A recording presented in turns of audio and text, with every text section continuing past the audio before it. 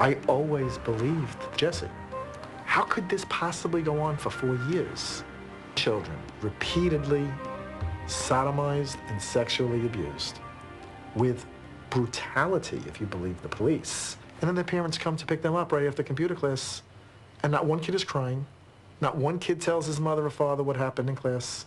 Not one kid says anything. I find that so incredible that Jesse's story that nothing happened to me was more believable than the police version of these horrific acts.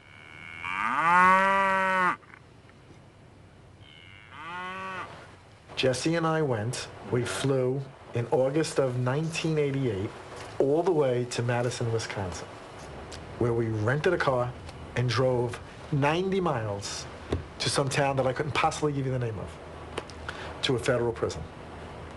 Who knew more about this case than Arnold Friedman? He knew more about it than Jesse. I had to wait 40 minutes because Arnie was either playing tennis or golf. I don't remember what it was. I was outraged. It was a visiting room.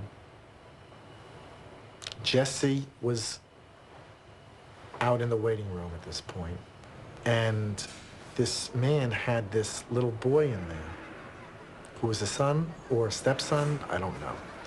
But the child was about 4 or 5 years old, and they were in the table right next to us.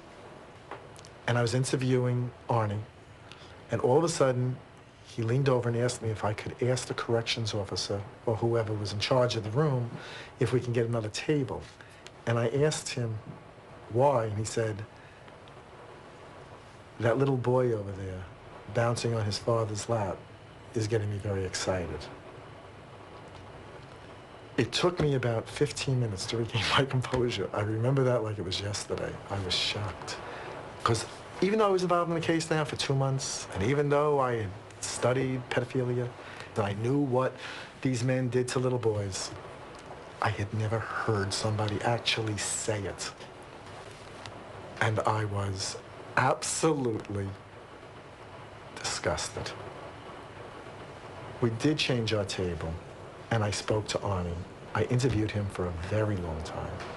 He was telling me that the only reason he pled guilty and went to jail was because he wanted to save his son, Jesse.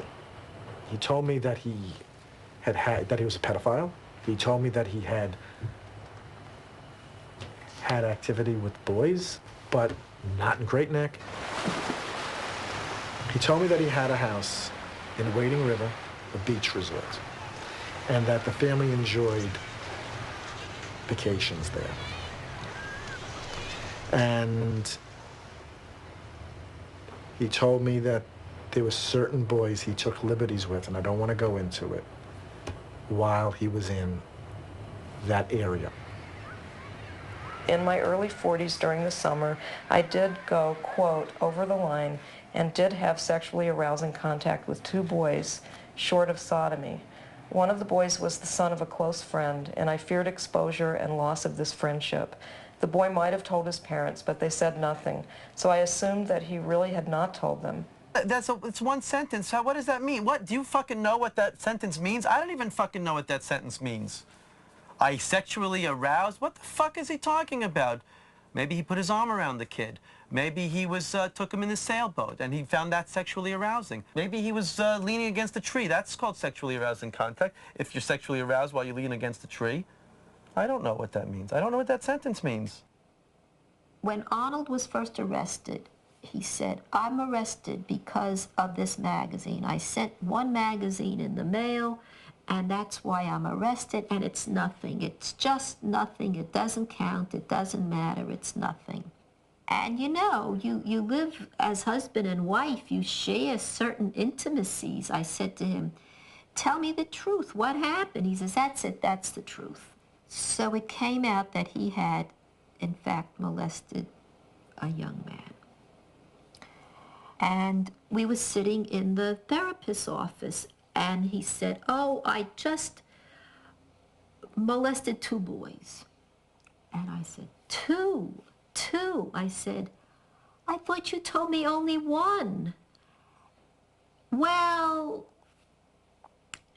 you know, and he it didn't matter, it's nothing, you know. And then I went berserk. And I felt betrayed. Yeah.